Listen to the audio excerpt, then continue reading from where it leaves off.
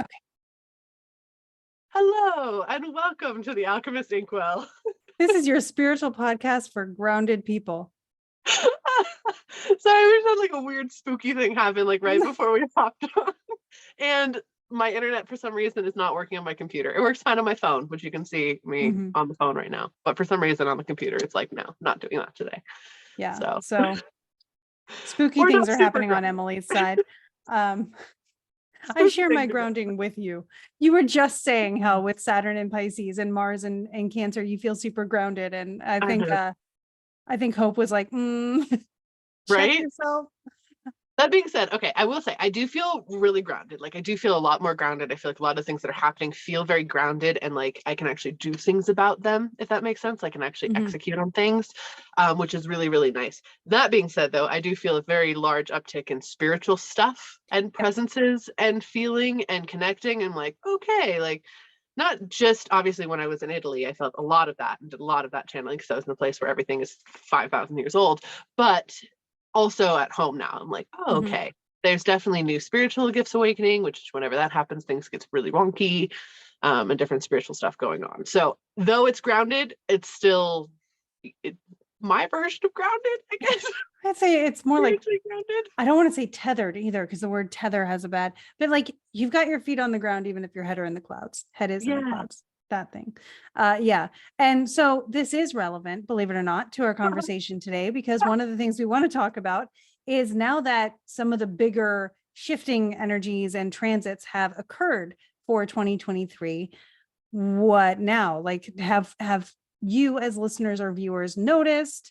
We'll bring up the dates again so you can kind of ask yourself these questions, but also kind of set a tone for what this new zodiacal year since Aries season began might bring up for us, some tones around that, some themes, both astrologically and intuitively. And it's a bookend episode, so I'm going to let the books speak for me at some point. Good Lord. Right. Yeah, it's a bookend episode, lots of fun stuff going on.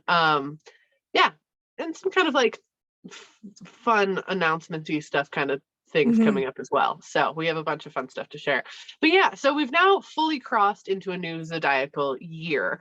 And so it's not quite like our calendar new year where we've talked about it before on here of like, oh, it's arbitrary, it doesn't really matter, but we've decided it matters, so it matters that way. This one is actually like planetarily wise, and it is a really interesting renewal of energy. I don't know about you, but April specifically for me is always a time, the number one month for massive change in my entire life. It has been consistent since the time I was 15 years old. April is the month where stuff just shifts and changes and things go down big time. So I don't know if that's a thing for you or what, but it was always this like kickoff to the year. And it doesn't always mean just Aries season. It's just like this first month is always just very intense. So it's a really nice time to like assess what's the year looking like going forward and how are we manifesting? What are we manifesting? And we're going to go through what Krista and I are also just manifesting in case you guys need some inspiration because things have changed drastically in the last week. Yeah. And I know, like you mentioned, it's not just Aries season, but the first month. But to be fair, your Aries is pretty significant in your chart. So when the sun moves through there, also being exalted, it means like a lot of activity might happen for you. I keep an eye on Libra season. I noticed that I have things happening around that time. And I also keep an eye on Aquarius season. Those are like the months that I've had stuff happen. And I'm like, oh, that's when the sun is in detriment or when the sun is, just not in the sun's favorite places. And those also happen to be not great places in my chart. So, sorry to all the other Scorpio risings out there. But in this case, the sun is exalted. It is, for you, mini reading time. It is the luminary we watch in your chart too.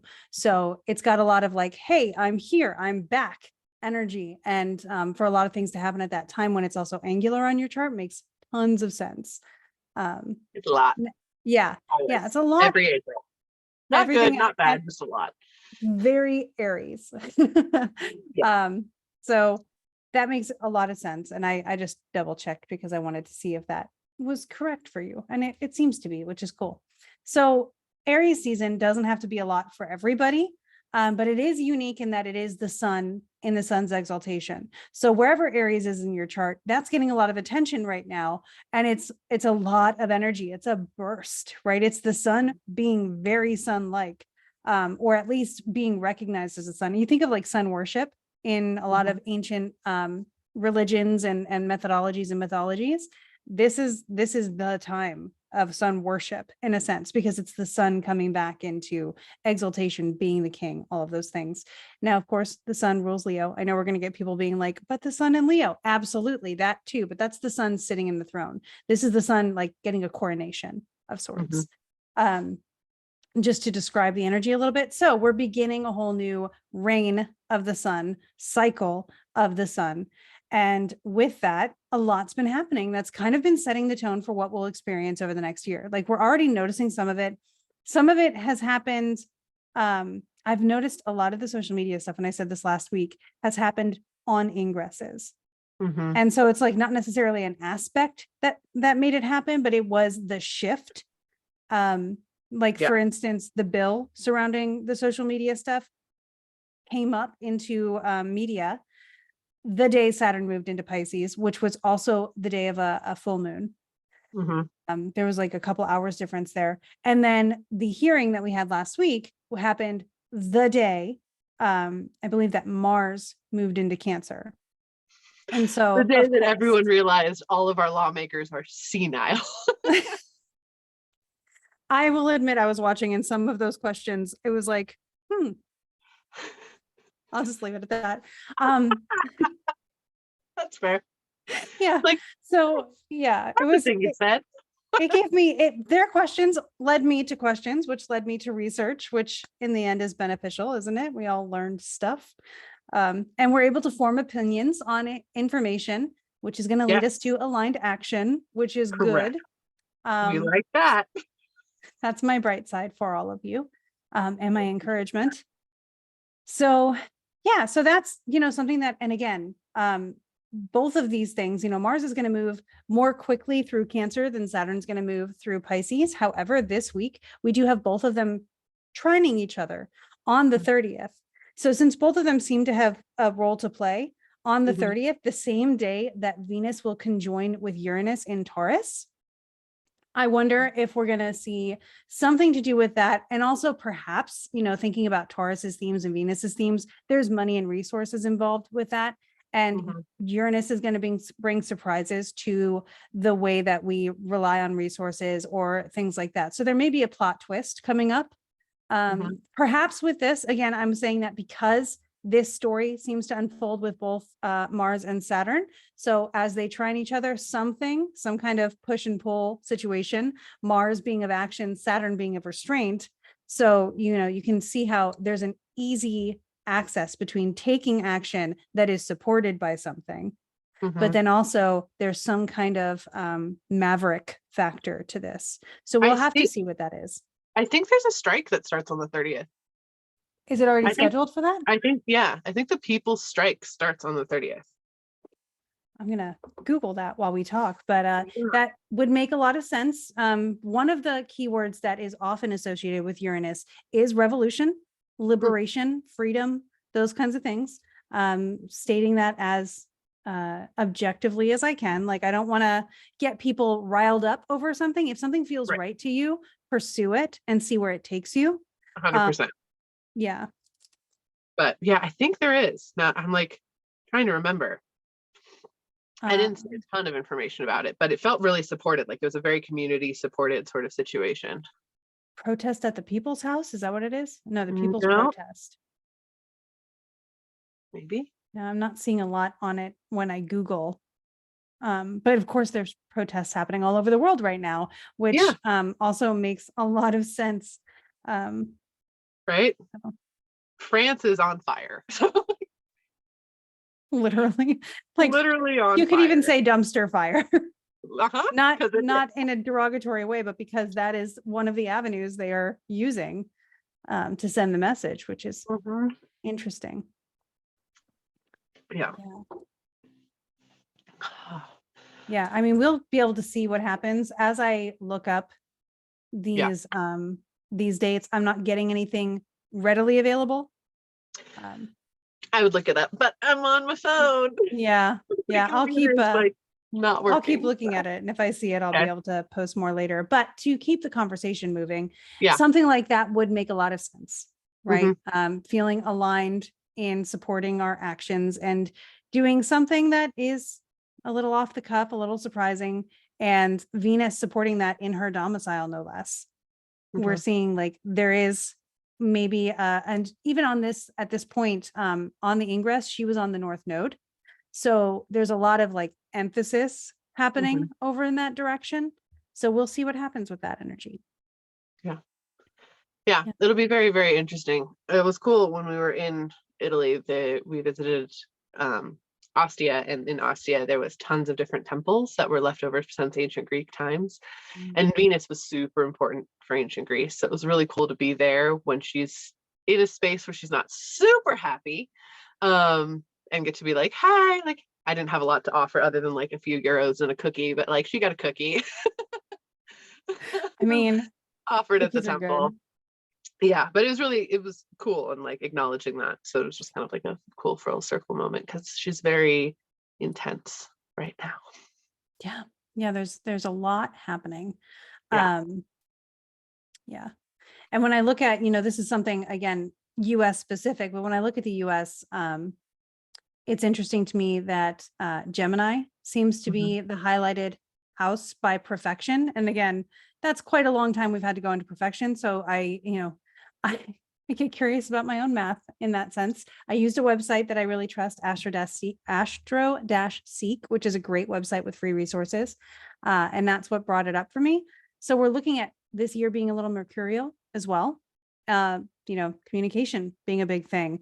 And in the Aries chart, if you position it in Washington, D.C., for the fun of it, that was Gemini culminating. So we had Mars in the 10th house, Gemini, that kind of stuff, which looking at Benatti's criteria for a Lord of the Year, when you're looking at it, I'm stuck between two contenders here because there's like 50 criteria to go through, and even the top 12, it's very specific. Mars may be one of the things that is a Lord of the Year for us. So really pushing us in that direction of like getting things happening, whether we're doing it carefully or not. So fun. Yeah. It's definitely a lot of movement this year. Like if I had to categorize the energy of this coming year, it just feels like lots of movement, lots of shift, lots of changes, but not in the same way it felt in like 2020 when obviously there was a lot of shifts. Like I'm gonna just be honest, like even in 2021 there was still a lot of shifts. It doesn't feel the same. It feels more human driven. Yeah, it feels like we've been in the house for a while and now we're going outside. Yeah. Which is not an uncommon metaphor to use right now. No. But a lot of things that were holding the energy of 2020, we're holding it for the last couple of years. And now a lot, in fact, the two major players that I would contribute to, aside from the eclipse that happened, would be Saturn and Pluto. Both of them have now changed signs, at least once.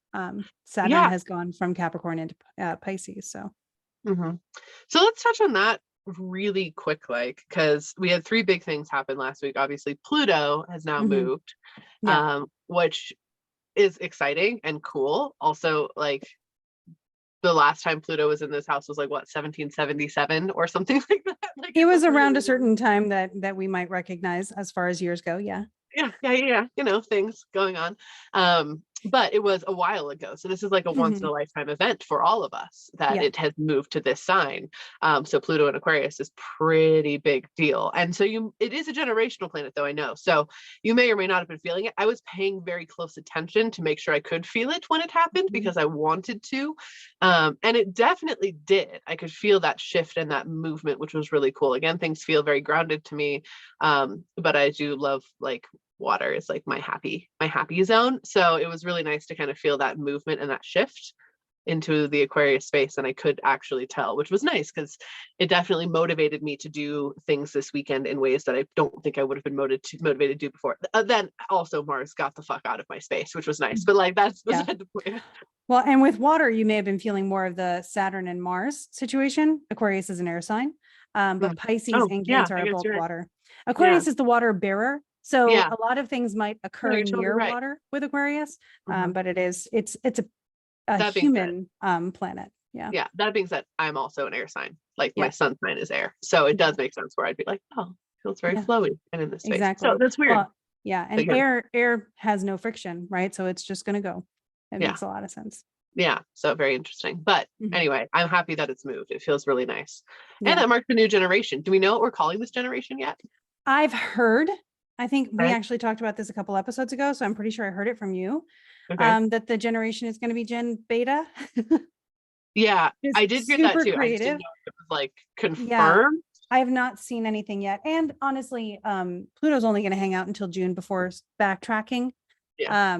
So I wonder if it's going to, we're going to reconsider once we get a little taste of Pluto and Aquarius from now to June. Then we'll say, wow, that happened. I wonder what we'll call people born under energy like this Uh-huh. during the retrograde. Yeah. Interesting. It's Yeah. funny that like there's a weird organization to the names of generations now, because for us it's like There wasn't at all. Yeah, no. Well, and I think Gen X was the first one to get a letter. It was Yeah. just because they didn't have anything to call them. And then millennials came around and they were like, we're calling you the millennials. And then they went back to Gen Z because I guess millennials were presumed Gen Y. And now we're in alpha and we're just going to start an alphabet going on. So I guess we Yeah. are. Yeah. Oh, that's so interesting. But yeah, so what are some manifestations and things you're focusing on for this year coming up? Yeah. So it was funny as we were discussing this before we jumped on. My guides were very clear that I needed to write down what I was going to say because I was going to forget. And they were, of course, correct. But I wrote down because I listen. Because they gave it to me this morning through a friend of mine, CV. We were discussing our Ask Me Astros kind of strategy. And some things that she said to me were just like, wow, that makes a lot of sense. And I felt beliefs like clicking and unclicking as she said it. Mhm. So I'm taking my personality and my life's work seriously and respectfully. Mm, So I'm yeah. learning to respect my personality and my life's work. One of the things that I do when I'm looking at this is pulling a card, but also what are people telling me? What's the Yeah. thing that people keep stressing at me? For the last couple of months, it's been confidence and, being yourself. And I'm just like, okay. Also, of course, there's the project of unmasking that is Right. occurring in my life. So Big very project. valid. And that's brought up a lot of belief work to go along with it based on, childhood and high school and all that stuff. So but then also remembering that when you're in an exchange with someone, you are in a position of your needs being met and their needs being met. And if both can't happen, then maybe it's a not right now, instead of bending until your needs can be met or compromising until your needs can be met, especially when it comes to things that support your livelihood, like thinking about what you do in your day job, thinking about our programs that we do, thinking about my client work and the way I want to support that. A lot of us started new things in 2020 and we've Yeah. been treating it like a project or maybe a side hustle since then, but it's grown into something. And I think if I'm going to ask people to trust in something I'm building for them, then I need to build that on stone. So it's time to stop treating it like a side hustle and get really serious, invest in it as much as I possibly can with energy and with the support of other people who know more than I do and have zones of genius that will fill my gaps and that kind of stuff. So taking my life's work seriously in order to be of better service and taking my personality seriously in order to be more authentic in what I can offer. So that was channeled. Yeah, it was. I loved it though. You get this I have to wonderful listen look to the when you're channeling. recording, dang it. Oh my God. You get this wonderful look when you're channeling, and I'm like, okay, we're just gonna go. Like, I'm not gonna make noise. Get it, Krista. Thanks. How about you, Emily? Please talk. No, everything you said actually resonates with me quite a lot. And I've actually been doing some very active, like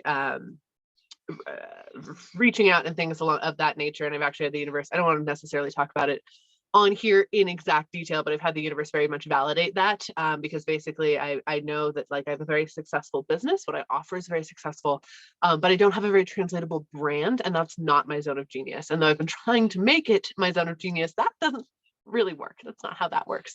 So getting some support in those types of areas, to very same deal of like, oh, if this is a forever thing, this is not just like a casual, you created this and it can, fluctuate or be at the whims of the world. It's something that is like permanent and stable, and you need to like own it in that space. So that has been a huge message I've been getting as well, around my own work and my own things that I'm pushing forward. The other part of that, I guess, too, would be kind of what I would consider like radical personality truths of like, oh, what have I been giving in on, and what have I been collapsing, and what have I been like only showing this part of myself or that part of myself. Everything can always connect. And I guess that's the biggest thing I want to say with that is like, everything can always connect, because I've always, in years previous, it's been like, okay, well, I do this book thing, and then I do this psychic thing, and then I do this other thing, like, and they have felt very separate, and now they feel very connected. And because I've found the threads that do bind them, in a way that is real and authentic. And I don't have to just niche down, I guess, is like the authentic bit of that. Which I think is going to be a trend anyway. I said this at the first of the year when I did my prediction video, is like, people are going to unniche. There's going to be some sort of social media that comes. That was part of my prediction video in the very first of the year, that rewards you for being more diverse in your interests as opposed to more niched in your interest. I don't know how it's going to look. It's probably going to be a response to the legislation that's coming through. I think it's probably going to be like a crowdfunded, crowdsourced sort of situation, if I had to bet. Because I think that we are moving away from the like, you are only valuable if you're in this niche, providing information in this niche sort of thing. That feels very outdated, and it feels very old. It just feels old. It almost feels like a reverting back to MySpace energy, where you could just be like colorful and there was tons of stuff and your page played music and there was graphics and like whatever. Yes. Do you remember Zynga? I do. Zynga. I wasn't on Zynga though. I was, and I thrived on Zynga. It was right before MySpace. MySpace was like, Zynga was a personal blog, but I had dolls on my Zynga. You could have little pets on your Zynga, just like you eventually had on MySpace. We all learned to code with Zynga and MySpace. Learned so much coding. I don't remember any of it now, other than copying and pasting and building, but like so much coding. Yeah, I feel like, there was a Saturn return of the internet with Saturn and Aquarius now too. So we're coming out of that and learning, kind of coming out of the cave and saying, okay, now what with social media? And I think we're going to see a lot more of like what flies and what doesn't on internet spaces in general. I've already seen discussions around that. And we've been talking about it for months because we felt it coming like last year when we started picking up on that, like this crowdfunding thing, and we've been implementing it into our publishing strategy and all of that. But I think I think that even if certain platforms aren't shut down, the hassle of them is going to inspire people to get creative with something new. And so we may lend our attention to something different that could you imagine? Here's my dream, right? A platform that you can be fully yourself on. Instead of like, I can only post videos here, I can only post images here, I can only post statuses there. Yeah, I do miss that about like things like MySpace. I honestly think, and this would be amazing, and we're just going to put this down in prediction zone. So if this happens, we're not developing it. It's not us. I'm not throwing any more energy into doing this. I don't think it's that. But I think what we are coming to is all of these different platforms have done all these different things. We have like Snapchat with like your temporary story stuff. And then we have TikTok, obviously, with videos. And then we have Instagram with its images. And then we have Facebook with like your statuses. And then we have Twitter with your tweets. I think that's all going to combine, but I do think we'll have a home base sort of situation the way we had MySpace, because it feels very like you need to be able to scroll through and see all of the different social medias in like one space, but with just one platform. And that way it pulls everybody together in a way of like, oh, if you are a Twitter person, you can still just tweet on here. Twitter's already collapsing. So like, I was just looking at stuff about that Meta, earlier. it doesn't. Yeah, if you don't want to support Meta, that's fine. We can do groups, the way we do Facebook groups, and we can do, you can find people and do like make it function like Facebook. Oh, if you're more of a TikTok person or an Instagram person, like there's photos and there's reels. I think that honestly is what we're going to. But you have a very customizable, very designable MySpace-esque page that people can go to. Well, where you can be creative and express yourself, and B, actually network. Yeah. A networking thing is my favorite thing about social media platforms and social networking, but we've become social media rather Yeah. than social network. And I Yeah. would love to incorporate more of the network back into it, a place where you can connect with other people who make you feel seen, who make you feel understood, who, fill in your gaps with their zones of genius and those kinds of things. Yeah. It kind of feels like if Canva was a social media. That's the best way I'm going to describe the energy. You know what I mean? Like, that sounds weird, but like Canva was a social media. That's what it feels like. Like there's so many things you can do on it, right? It's that kind of energy. Anyway, so that's something that I feel coming up this year that I think is going to happen. I really hope it happens. If I keep feeling it, because we need authenticity, and I think that's the number one thing that we got during 2020 is that everyone wants to be authentic, but we're still trapped in these media spaces that are pigeonholing us. Yeah. So I'm working on that in my personal life space as well, of finding ways all my stuff connects and sharing stuff regardless, and letting that be kind of how I communicate and establish with the world, which is pretty exciting. I am really focusing on my writing stuff this year. That is something I'm manifesting very, very large. And the channeled history space, of course, is kind of going hand in hand with that. So as far as like actionable things, that, yeah, I'd love to buy a house this year, but I'm manifesting it. We'll see. Yeah. Yeah. Same boat over here now that we're renters. We have these houses that we looked around where we want to be. And we're like, these two houses are the perfect houses. We'll wait. And so we're just waiting to see if that or something better comes around. But same thing, like, working with what we currently have to understand who we are and what we want to say, as far as the current structures of social media platforms go. I'm working on building my YouTube a little bit better so that I can see how I can serve people better on that kind of thing. So that first video is actually going to be coming out like next week. And I know you've got a couple too. Yeah. It's like we're on a wavelength or something. I know. It's like we do the things together of all the things. I'm so excited to see you this week. When you guys hear this, Krista and I will be together. Yeah. We'll probably record an episode together too, since I'll be flying next Monday. Yeah. So the next episode after this one, we'll be in the same room again, which means we'll say the end tagline actually at the same time. Yeah. That's the biggest news. We're going to say stuff at the same time together. Yeah. You're going to want to listen to that episode so that you can hear it happen. Yeah, or watch it. So for our individual YouTubes, we will link them under this video, so that you guys can have them. If you watch this video on YouTube, go to Forgotten Storytellers, then you can go to ours, which this will probably be a little bit more searchable to find the Forgotten Storytellers for a little bit, since ours will only have like a video or two hanging on for the first little bit and then kind of growing from there. But yeah, I'm excited to do more long form stuff. I'm a naturally long-winded human. I have been putting off YouTube for months. My guides have been pushing at me, and I was literally like, no, I don't want to. And then finally it's like, I'm out of my Saturn return. I'm like, oh, so the YouTube. And my guides like face palm collectively, like, yeah. So I'm excited for that. It'll be fun. Yeah, it's fun. Being someone who's been out of their Saturn return for a little while, and I've been trying to study, right? And I can only study on my own experience because everybody around me is either going through theirs or had gone through theirs previously. So I'm just studying people as they're emerging from their Saturn returns in Aquarius and hearing the same realizations I had. So I'm finding that there are those threads. When you said binding together the separate interests, that was absolutely an experience that I had as well. And I hope anybody who finished their Saturn return is also having that clicking moment of, wow, everything I want to be can work together. Yeah, 100%. It's really cool. It's really cool. And it feels grounded and doable. It doesn't feel like, oh, I wish that would happen. Yep. Which is cool. Yeah. So a couple fun, exciting announcement stuff going on. So if you're watching this on the Patreon, you're actually getting this a day early than even the general public is getting it. If you're watching or listening to this on the normal launch, then you're getting it on the same day that we're announcing it publicly. We have selected our next destination for our next retreat. It's going to be in 2024.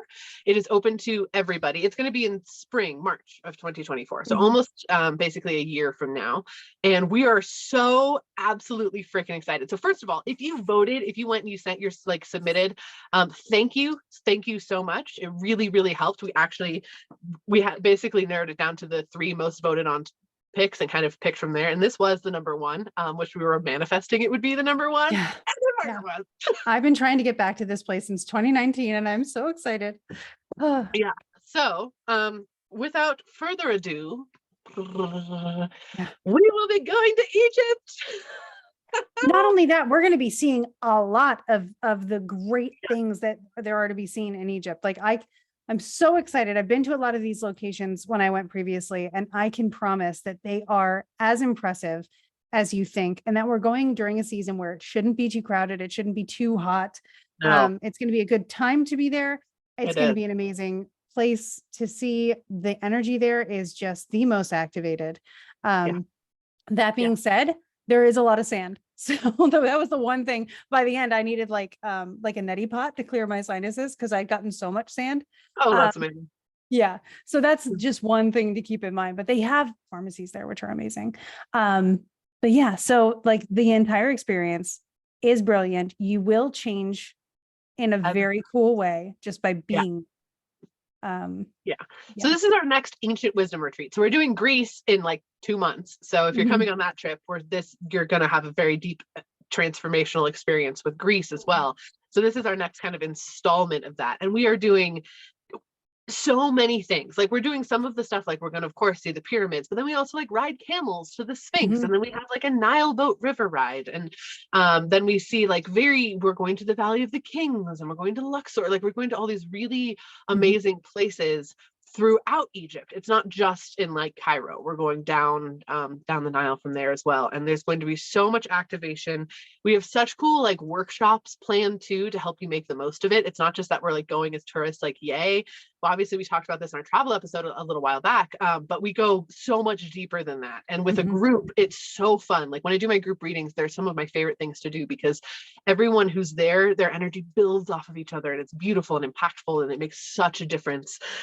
So yeah, we're going to Egypt, and we want you to come. Please come. We would love to hang out with you in Egypt, and have all of this incredible activations that we're going to have there. Yeah. And the thing that I would really emphasize is you could go on a tour to Egypt and you would see the sites. Yeah. You can go on this trip to Egypt. And the cool thing is it's built by us for people who are like you and like us, because there's an energy connection here. That's why we all gather here every week to sort of speak and connect. And so we are going to be looking into the energy. We are going to be acknowledging what's behind the what we see, in a sense. So this is going to be something where you will have the opportunity and will be given the skills, the tools, and the time to dive deeper, to actually connect, to have radical experiences. Radical, by the way, is another Uranian keyword that apparently needs to be said. Again, not afraid of, but radical changes things. Yeah. And that's something that you will be able to experience as well. And I think, Greece is very divine feminine. It's got this flow to it. It teaches you to go along with it. It wants to deliver to you soft stories and just pass on the knowledge in a lot of energetic ways. Egypt is going to be a little bit more along the masculine energy, but divine masculine. Let me show you, let it be visceral. Let it, I don't want to use the word that's in my head right now. I'm not going to say it. Let it be pointed. Yeah. Pointed out for you. And so those kinds of things, if you want to feel into the energy and have stillness around you, Greece is going to be amazing. If you want to have that same ability to find stillness, but hear the activity of the earth, this is something that Egypt will also be able to deliver. Yeah. And also, if you are feeling aligned with Greece, we do have 1 or 2 spots open there as well for our Greece trip in like 2 months. But you can still pay it off in like 18 months. So you still can sign up for a payment plan on that space, which is really cool. And with the Egypt stuff too, obviously we have tons more details. Like we're going to do past life work and remote viewing, and we're going to do healing work. We're doing all these different things, kind of similar to some of the stuff we're doing in Greece as well, just kind of different techniques, because we are doing it in divine masculine space as opposed to a divine feminine space, which again, very intentional on our part. But if you want to, first of all, sign up for early bird, because we are having an early bird for the first 8 people. You do get a discount. which is really cool because bookings are going to go live on Monday, the 1st of April. So that's when we will go live as far as you can book. And so very exciting there. So you can start booking. If you sign up, you'll get notified as soon as it goes live. So you can grab one of those early bird spots. The link is in either of our link trees. We're going to have a link in either of our link trees saying, come join us for Egypt. You can go there and sign up to get notified when the trip goes live. Also, you can view our itinerary in that space where you can go through like literally day by day of this trip, what we're going to be doing. And again, there's payment plans available. So you don't have to pay everything all at once. You can pay over an extended period of time, basically over the course of the next year, or even more, to make sure that you're all locked in and good. But yeah, so we make it as accessible as possible. Also, we just want to highlight, we are working with a company, so you have a guide the whole time, and we are in, really focused on like intentional alignment in a lot of spaces. Obviously, it's not always the like safest country for LGBTQ stuff, but the tour will be safe for that. So I just want to highlight that because we really were intentional in that space. So yeah, we had specific conversations and took specific actions to make sure of it. So if you feel aligned to come, there shouldn't be anything that makes you question whether you will feel welcome or safe. If there is, you can always message us and we'll address that. But again, we've taken a lot into consideration. So feel it through, muscle test about it, ask your guides. One small thing is that it will be April 3rd, Monday, April 3rd. Oh, April 3rd, not the 1st. My God. At 9 a.m. Pacific time. So noon Eastern time. That is when the website will go live, but you can actually go there now. Or when we share the link, probably on our TikToks and stuff, and maybe in this video. You can go there. It should be in our link trees by the time they watch this. Yeah, you can sign up and be notified. So yeah. So then you can join us for the trip. We don't have a lot of spots. It's not a ton of it's a smaller one. Yeah. So just keep that in mind with it. But yeah, we're really, really excited. We're really excited for it. I'm really excited for you to join. And that's one of our announcements. The other announcement is we are getting ready for our next cohort of the Forgotten Storytellers. So stay tuned for that. We are looking for our summer cohort of the Forgotten Storytellers. So pretty much next week-ish, pitches are going to be open. So if you are thinking of pitching, this is the time to kind of get that together, to think about your story idea. Or if you're like, I really want to do this, but I don't know what my story is about yet, this is the time to ask your guides. Ask your guides what your book idea is about. Again, we do high vibration fiction stories. So fiction that healing fiction. There is a podcast episode where we explain how that works. So you can always look at that.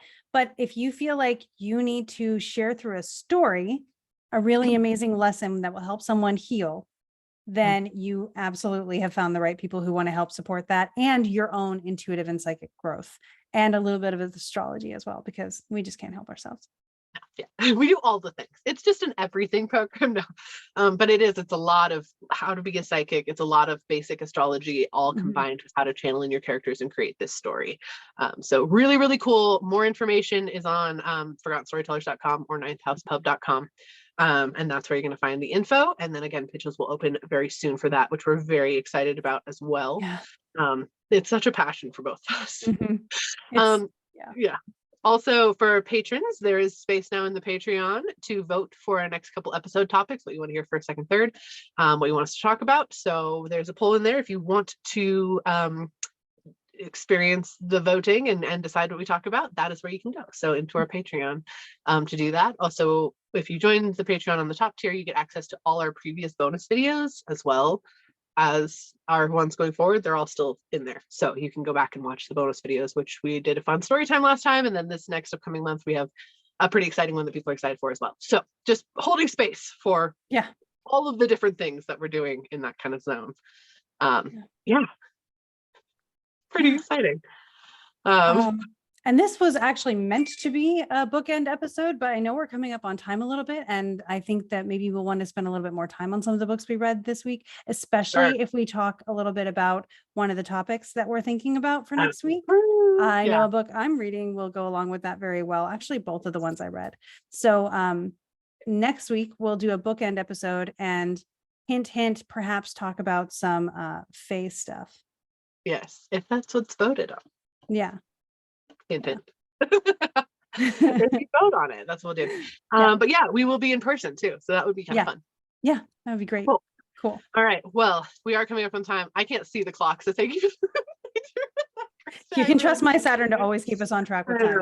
I know. We appreciate and value all of you. If you want to share with us some of the goals you have for this year, please comment them under the YouTube, or if you're in the Patreon, please comment them under this video. We would love to hype you up and give you some additional manifestation energy. Whenever you share your manifestations, especially with people that are in that space, you literally amplify them. Like, I can't stress that enough. Some people have accused it of being like clickbait on those videos I do. And I'm like, it's not clickbait. It's not anything like that. We're just creating like a manifestation cyclone to like help you.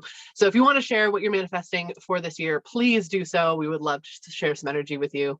And yeah, we hope that you take this wonderful time and you go make some magic. Good. I think it was good. I mean, I felt confident saying it. So. Bye, everybody.